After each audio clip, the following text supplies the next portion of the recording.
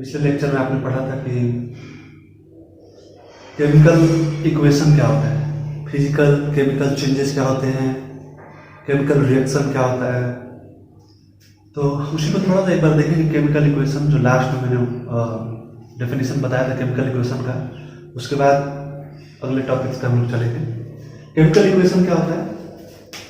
The method of representing a chemical reaction, यानी कि एक ऐसा मेथड होता है रिप्रेजेंट करने का। किसको रिप्रेजेंट करने का? एक केमिकल रिएक्शन को रिप्रेजेंट करने का, प्रस्तुत करने का एक ऐसा मेथड जिसमें हम सहायता लेते हैं, यानी कि विद द हेल्प ऑफ, यानी किसकी सहायता से? उसमें किसी चीज की सहायता लेनी पड़ती है, सिंबल्स की सहायता लेनी पड़ती है और फार्मूले की। मतलब कई सारे उसमें सिंबल्स होते हैं और कई सारे उसमें वो फार्मूला भी होते हैं, उसमें फार्मूला ढेर सारे यूज होते हैं। और किन चीजों का वो सिंबल और फार्मूला होता है? ऑफ द सब्सटेंसेस, उन सब्सटेंसेस का, उन पदार्थों का इन्वॉल्व इन इट, जो उस केमिकल रिएक्शन में इन्वॉल्व होते हैं। समझ में है? Is known as a chemical reaction. तो केमिकल रिएक्शन हम बोलेंगे किसको? सिंपल से भाषा में। तो एक ऐसा मेथड है केमिकल इक्वेशन। केमिकल इक्वेशन एक ऐसा मेथड है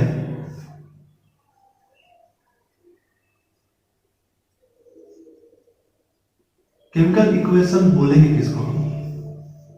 तो केमिकल इक्वेशन एक ऐसा मेथड, एक ऐसा माध्यम, एक ऐसा तरीका जिसमें हम सिंबल्स और फार्मूले की सहायता से किसी भी केमिकल रिएक्शन को हम रिप्रेजेंट कर पाते हैं। और वो सिंबल्स और फार्मूले जो होते हैं वो किस चीज के सिंबल और फार्मूले होते हैं?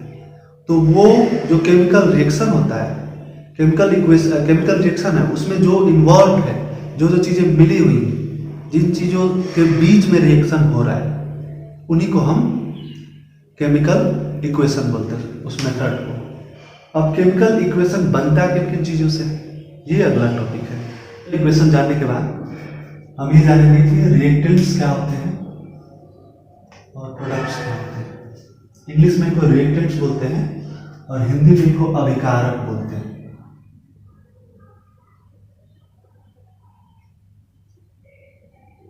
और प्रोडक्ट्स तो सभी लोगों को पता है, प्रोडक्ट्स में उत्पाद होता है। आजकल प्रोडक्ट्स वर्ड ज्यादा यूज हो रहा है, प्रोडक्शन, प्रोडक्ट्स। उत्पाद तो कोई बोलता ही नहीं, लेकिन रिएक्टेंट्स को हिंदी में अभिकारक कहते हैं। तो रिएक्टेंट्स और प्रोडक्ट्स में क्या डिफरेंस है ये जान लीजिए। देखिए, कोई भी रिएक्शन होता है, रिएक्शन होना मतलब जैसे दूध हमने रखा और वो किसी चीज से रिएक्शन कर लिया, दूध के बाद जब दूध हमने रख दिया बिना गर्म किए तो वो फट गया। फट गया तो क्या बन गया, कैसे बन गया वो? या फिर मान लीजिए कि हमने लोहा रखा, ऐसे खुले वातावरण में रख दिया, ओपन एयर में, और कुछ समय बाद उस पर रस्टिंग होने लगा, मतलब जंग लगने लगा। तो ऑक्सीजन से रिएक्ट करके वो जंग बना लिया, फेरिक ऑक्साइड बना लिया। आखिर फेरिक ऑक्साइड बना कैसे? तो रिएक्शन के पहले वहां पे केवल आयरन था, लोहा था। बाद में वहां पे ऑक्सीजन से वो जब रिएक्ट करता है तो फेरिक ऑक्साइड बनता है, आयरन ऑक्साइड बनता है। पहले क्या था, बाद में क्या था? तो पहले जब आयरन वहां पे केवल था, या मान लीजिए कि आपने एक पहला रिएक्शन यही पढ़े होंगे अपने केमिस्ट्री के पहले 1.1 में ही, कि मैग्नीशियम रिबन को ऑक्सीजन से रिएक्ट कराने पे वो मैग्नीशियम ऑक्साइड देता है। मतलब जब हम हीट करते हैं मैग्नीशियम ऑक्साइड को तो क्या होता है? मैग्नीशियम ऑक्साइड रिएक्ट कर लेता है ऑक्सीजन से, हीट करने से ऑक्सीजन से रिएक्ट कर लेता है, मतलब जल जाता है और क्या बनाता है? Magnesium oxide. मतलब पहले, अच्छा, मैग्नीशियम ऑक्साइड, ये रिबन वाली आपको याद आ जाएगा रिबन बोलने से। रिबन जब मैं बोलूंगा तो आपको याद आ जाएगा रिबन। मैग्नीशियम रिबन को साफ किया जाता है, पढ़े हो ना क्यों साफ करते हैं ऑक्सीजन रिएक्ट कराने से पहले, तो वही वाला है। तो सबसे पहले मैग्नीशियम को जब साफ कर लेते हैं तो उसमें परत हट जाती है, और मैग्नीशियम ऑक्साइड की जब परत हट जाती है तो रिएक्ट करने में आसानी होती है, नहीं तो वो स्टेबल एक कंपाउंड है। तो मैग्नीशियम ऑक्सीजन से रिएक्ट होता है, जब हम उसको हीट करते हैं तो ऑक्सीजन से रिएक्ट करता है और जल जाता है। तो मैग्नीशियम ऑक्साइड, यहाँ पे मैग्नीशियम और ऑक्सीजन दोनों क्या हो गए, अभिकारक हो गए। मतलब रिएक्शन के पहले, बिफोर रिएक्शन, रिएक्शन हो रहा है या हो गया है, हमें कैसे पता चलता है? हमें एरो से पता चलता है। एक तीर हम बीच में रखते हैं और उसी एरो से हम जानते हैं कि रिएक्शन हो गया है। रिएक्शन के बाद प्रोडक्ट्स क्या क्या बने हैं वो यहाँ पे, जैसे मान लीजिए दो लोग झगड़ा कर रहे हैं, हालांकि ये साइंस से नहीं रिलेटेड है लेकिन फिर भी इसमें एक एग्जाम्पल छुपा है। दो लोग झगड़ा कर रहे हैं, दोनों लोग लड़ गए। एक व्यक्ति बहुत मोटा है और एक व्यक्ति पतला है, दोनों लड़ गए लेकिन दोनों बहुत तेज है। मतलब ऐसा जो पतला है वो कमजोर नहीं है, वो भी मार सकता है। दोनों में जब फाइट हुआ तो रिएक्शन हुआ मान लीजिए, और दोनों रिएक्टेंट्स हैं। जो दोनों व्यक्तियों में फाइट हो रही है वो रिएक्टेंट्स हैं, और फाइट जब हो गई, फाइट होने के बाद जब झगड़ा बंद हो गया, लोगों ने रोक दिया, तो वो प्रोडक्ट बन गया। प्रोडक्ट का मतलब किसी का शर्ट फट गया, किसी का नाक टूट गया, किसी का कान कट गया, किसी का दांत टूट गया, किसी का सिर फट गया। मतलब उनमें कोई ना कोई चेंज आ गया है, वो प्रोडक्ट बन गया। पहले जैसे दिखते थे वैसे नहीं है, पहले जैसे गुण था चेंज हो गया। मतलब ये एक उदाहरण था मजाक में। तो मैग्नीशियम और ऑक्सीजन यहाँ पे रिएक्टेंट्स हैं, और ये क्या है, इसमें प्रोडक्ट है, मतलब उत्पाद है। समझ में आया इतना? ठीक है। अब हम लोग पढ़ेंगे characteristics of chemical reaction. Chemical equation नहीं, केमिकल रिएक्शन। केमिकल इक्वेशन तो एक ऐसा मेथड है जिसको हम लोग अपनी भाषा में, साइंटिफिक लैंग्वेज में केमिकल रिएक्शन को ही लिखते हैं, फार्मूले और उसके सिंबल्स के हेल्प से। लेकिन यहाँ पे हम लोग पढ़ रहे हैं कैरेक्टरिस्टिक्स ऑफ केमिकल रिएक्शन। जो भी केमिकल रिएक्शन होता है, अभी आपको मैंने उदाहरण करके देके बताया कि रिएक्टेंट्स जब मिलते हैं या रिएक्टेंट्स टूटते हैं, कोई भी एक रिएक्टेंट भी हो सकता है, ऐसा नहीं कि दो ही चीज मिलेंगी, तो एक अकेला भी टूट सकता है हीट करने में। ठीक है, तो वही हम लोग यहाँ पे पढ़ेंगे एक characteristics of chemical reaction. Chemical reaction का कैरेक्टरिस्टिक्स क्या क्या हो सकता है? उसमें पहला है इवोल्यूशन ऑफ गैस। मतलब कोई भी केमिकल रिएक्शन होगा, उनमें इन पांचों में से कोई ना कोई होगा जरूर। हो सकता है ये पांचों भी हो सकता है, दो हो सकता है, तीन हो सकता है, चार हो सकता है, या पांच हो सकता है, या एक हो सकता है। कोई ना कोई होगा जरूर, ऐसा नहीं कि कोई कुछ भी नहीं होगा। जब भी केमिकल रिएक्शन होगा तो इनमें से कोई ना कोई एक होगा, कम से कम, क्योंकि ये कैरेक्टरिस्टिक्स है, इसके बिना केमिकल रिएक्शन नहीं हो सकता। केमिकल रिएक्शन जब होगा तो ये चीजें उसके साथ होंगी। उसमें पहला क्या है, इवोल्यूशन ऑफ गैस। मतलब उसमें गैस फॉर्मेशन होगा, गैस निकलेगा। किसी भी चीज को जब आप जलाते हैं, जैसे मान लीजिए रिएक्शन हो गया जलाना, तो जब आप किसी भी चीज को बर्न करते हैं, जलाते हैं, तो उसमें गैस निकलता है। ऑब्वियस सी बात है, ऐसा नहीं है कि गैस नहीं निकलता है, गैस निकलेगा ही निकलेगा। कोई भी रिएक्शन होगा, जैसे आप कुछ भी जलाते हैं तो उसमें रिएक्शन होता है, तो वो एक रिएक्शन है, जलाना एक रिएक्शन है ऑक्सीजन के साथ, तो उससे गैस बनता है। तो इवोल्यूशन ऑफ गैस। नंबर 2 है formation of precipitate. Formation of precipitate का मतलब है अवक्षेप बनना। प्रेसिपिटेट का मतलब अवक्षेप होता है, अवक्षेप मतलब कुछ न कुछ बचता है। जैसे मान लीजिए आपने लकड़ी को जलाया और रिएक्शन हुआ ऑक्सीजन से, तो गैस तो फॉर्मेशन होगा, लेकिन उसके साथ साथ राख भी बचती है ना, राख बचती है ना, वही राख जो है अवक्षेप है, प्रेसिपिटेट है। Is that clear? फिर कह रहे हैं चेंज इन कलर। मतलब उसका कलर रिएक्शन होने के बाद जो रिएक्टेंट्स होंगे, जब रिएक्टेंट्स मिलेंगे एक दूसरे से और जो प्रोडक्ट बनेंगे, तो उन प्रोडक्ट्स का कलर चेंज हो जाएगा। रिएक्टेंट्स का कलर कुछ और था, इनका कलर कुछ और हो सकता है कि नहीं भी बदले, लेकिन कलर बदलना भी एक प्रकार है इसका कैरेक्टरिस्टिक्स। समझना है? अगला है चेंज इन टेम्परेचर। मतलब कोई भी केमिकल रिएक्शन होगा तो उसमें क्या होता है, या तो वो ऊर्जा लेती है, मतलब हीट लेती है, एंडोथर्मिक होती है या एक्सोथर्मिक होती है, यानी कि हीट या तो वो रिलीज करती है या हीट लेती है।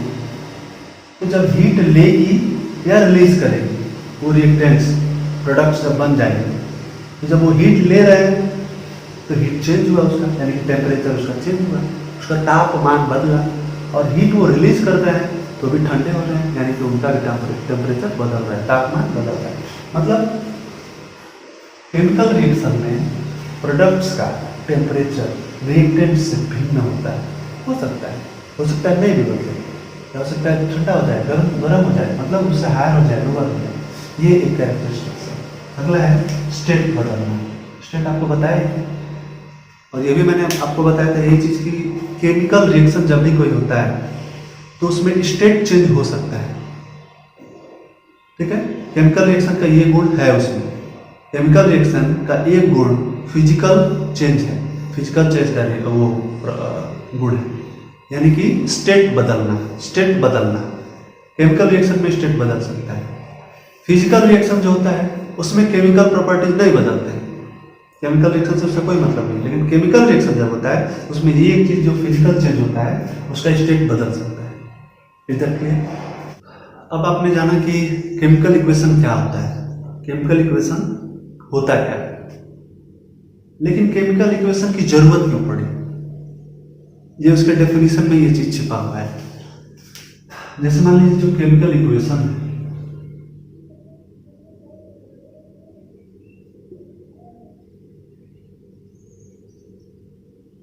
ओके, केमिकल इक्वेशन की जरूरत क्या पड़ी, हम इसमें दो चीज यूज कर रहे हैं। एक तो formula,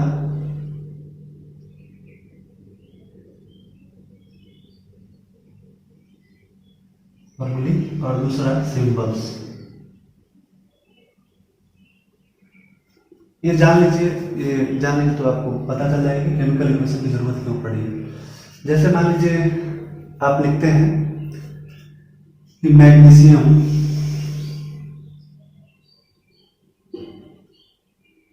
plus oxygen, magnesium related with oxygen heat होने से और बनाता है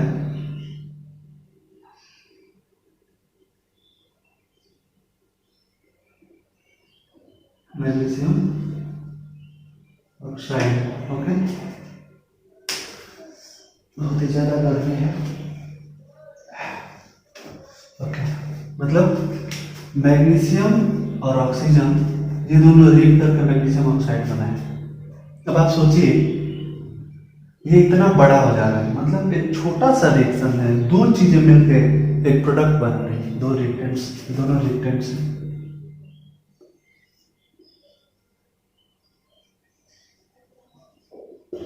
और ये प्रोडक्ट है। ओके, मतलब ये दो चीजें मिलकर एक चीज बना रही है, और ये इतना बड़ा हो गया है, मतलब पूरा का पूरा एक लाइन भर जाएगा आपके नोटबुक में। तो क्या इसको हम छोटा नहीं कर सकते? साइंस का मतलब ये है चीजों को हेल्पफुल बनाना। तो साइंस में इस पर भी काम किया और साइंस ने इसको छोटा बनाया। छोटा कैसे बनाया तो देखिए, तो सबसे पहले इसमें जो टर्म हो रहा है फार्मूली, इसको हम लोग अभी जानेंगे। इसके पहले आपको सिंबल्स जानना चाहिए। सिंबल्स क्या है? तो हमने 7th में भी एक चीज पढ़ी होगी और 9th में भी है कि सिंबल्स क्या है। जैसे मान लीजिए हाइड्रोजन,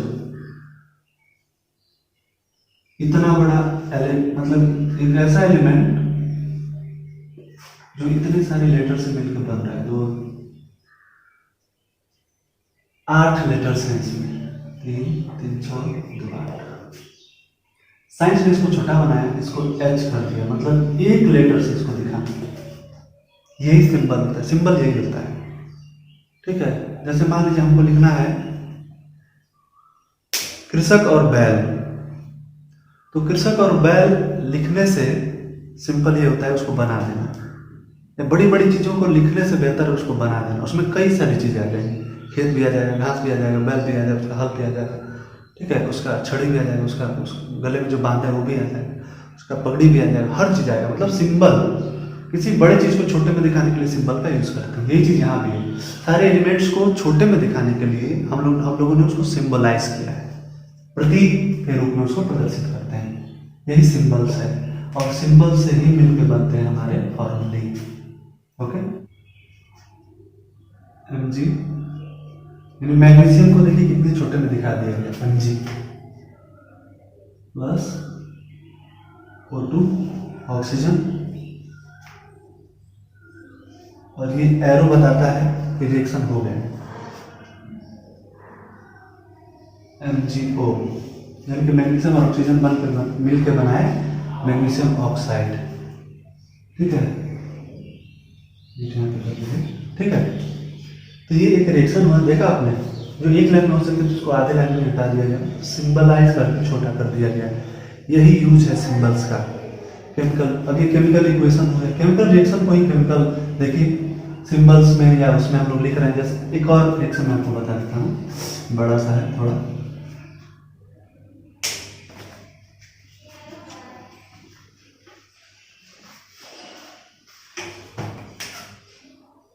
C6H12O6 प्लस 6O2, ये एक रिएक्शन है।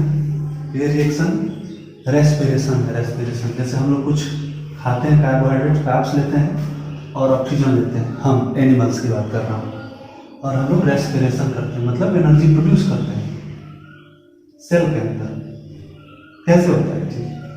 तो ऐसे ही होता है। अब ऑक्सीजन, और इसे जब हम लोग खाते हैं कार्बोहाइड्रेट्स और ऑक्सीजन लेते हैं तो क्या क्या रिलीज करते हैं, सिंपल लाइन में। तो सबसे पहला रिलीज हम लोग करेंगे CO2, तो CO2 लिख लेंगे, और प्लस H2O, और प्लस हम किस चीज के लिए कर रहे हैं, रेस्पिरेशन क्यों हो रहा है, तो एनर्जी के लिए हो रहा है, एनर्जी प्रोड्यूस करने के लिए, तो एनर्जी भी हम लोग लिख लेंगे। अब एनर्जी कितना प्रोड्यूस होगा आगे हम लोग पढ़ेंगे बायो एक्टिवेशन में।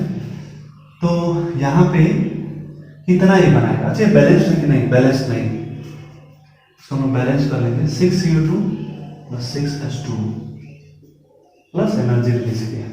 देखा आपने, कार्बोहाइड्रेट इतना बड़ा, हाई ऑक्सीजन, कार्बन डाइऑक्साइड और जल, यानी ऑक्सीजन के हाइड्रेट्स इतना बड़ा है, इसको सिंपल में लिख दिया गया, छोटा छोटा करके सिंबलाइज करके इसको। ये फार्मूली है, फार्मूली बना किससे है, कार्बन पे 6 एटम्स, हाइड्रोजन पे 12, ऑक्सीजन पे 6, फिर यहाँ पे ऑक्सीजन 6 2 12, यहाँ पे 6 कार्बन, 6 2 12 ऑक्सीजन, यहाँ पे 6 2 12 हाइड्रोजन और 6 ऑक्सीजन। ये यहाँ पे बन रहा है, प्रोड्यूस हो रहा है, ये रिएक्टेंट से अभी प्रोड्यूस है। इसको आप ऐसे भी कर सकते हैं, ऐसे करने का मतलब वो हो जाएगा प्लांट्स के द्वारा। प्लांट्स में होता है, जैसे प्लांट्स क्या करते हैं, CO2 लेते हैं, H2O लेते हैं। अच्छा एक बात आप बताइए, यहीं पे पूछ दे रहा हूँ, बायो का ये सिंपल क्वेश्चन है, आपके मन में आया नहीं होगा लेकिन मैं पूछ रहा हूँ, आप सोचिएगा, लास्ट में मैं बता दूंगा। जब हम लोग कार्ब्स लेते हैं, क्वेश्चन सुनिएगा ध्यान से, जब हम लोग कार्ब्स लेते हैं और ऑक्सीजन लेते हैं और जब रिएक्शन करता है ये चीज, यानी कि एनर्जी प्रोड्यूस होती है, तो उसमें CO2 बनता है और H2O बनता है। राइट, क्लियर है, इसमें कोई डाउट नहीं है। लेकिन ये जो CO2 है ये तो निकलता है, CO2 हमने रिलीज कर दिया, ऑक्सीजन लिया, CO2 रिलीज कर दिया, CO2 रिलीज हुआ, ये H2O कहाँ चला जाता है, सवाल ये है।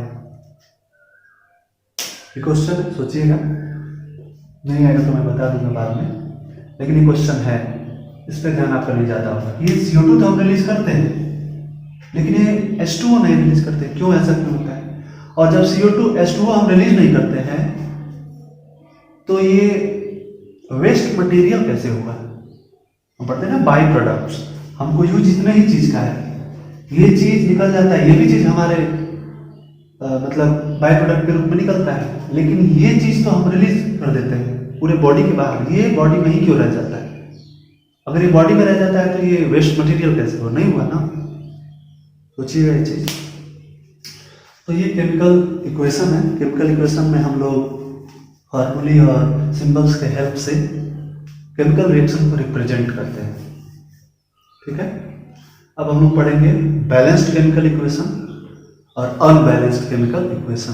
हमने यहाँ पे लिखा मैग्नीशियम प्लस ऑक्सीजन MgO। ठीक है, क्या ये बैलेंस है? नहीं, ये बैलेंस नहीं, इधर O2 है, यहाँ पे एक ही O है, इसको बैलेंस करना हम सीखेंगे।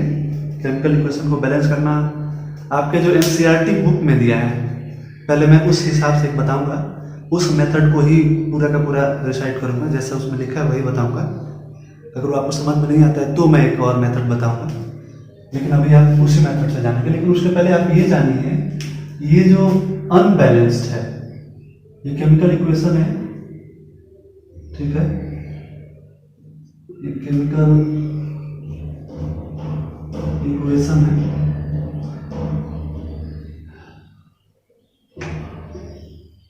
ये अनबैलेंस्ड है, ठीक है, unbalanced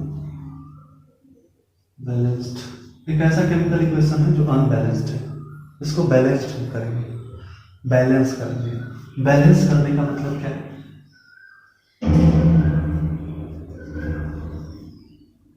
balanced chemical equation,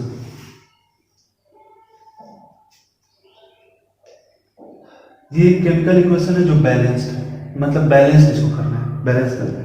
balanced करने का मतलब क्या है? एक केमिकल इक्वेशन को हम ऐसे ही क्यों नहीं रहने दे सकते? क्यों हम इसमें इसके टर्म्स में इसके चेंज करना चाहते हैं? क्यों इसको बराबर करना है? LHS बराबर RHS क्यों करना है आपको? केमिकल इक्वेशन यही होता है, जो बैलेंस केमिकल इक्वेशन होता है उसमें LHS बराबर RHS होता है। मतलब इधर जितने इसका मॉलिक्यूल्स होंगे, इधर इतने इसका इतना, मतलब रिएक्टेंट्स में जो मॉलिक्यूलर मास होगा या फिर इसके जो एटम्स होंगे जितने, उसके इधर भी उतने ही होने चाहिए। LHS बराबर RHS होना चाहिए। एक बैलेंस केमिकल इक्वेशन नहीं है। लेकिन बैलेंस क्यों करना है? सवाल ये है, क्यों बैलेंस करना है? तो बैलेंस करना जरूरी है। आपने 9th में पढ़ा होगा law of conservation of mass, ठीक है, वही यहाँ पे लागू होता है। मतलब पहले जितना इसका मास था, मास law of conservation of mass, मतलब मास जो है, मास को आप ना तो क्रिएट कर सकते हो ना ही डिस्ट्रॉय कर सकते हैं। यानी कि पहले जो था, जितना इसका मास है, मॉलिक्यूलर मास या एटॉमिक मास, उतना ही बाद में भी रहेगा। जितना मॉलिक्यूलर मास पहले है उतना ही इसका बाद में भी होना चाहिए। यही जो law of conservation of mass theory है, इसी के बेस पे, इसी के कारण हमको बैलेंस करना पड़ता है। बैलेंस करना पड़ता है केमिकल इक्वेशन को, इसी law of conservation of mass के कारण, ठीक है। बैलेंस करना हम बाद में सीखेंगे।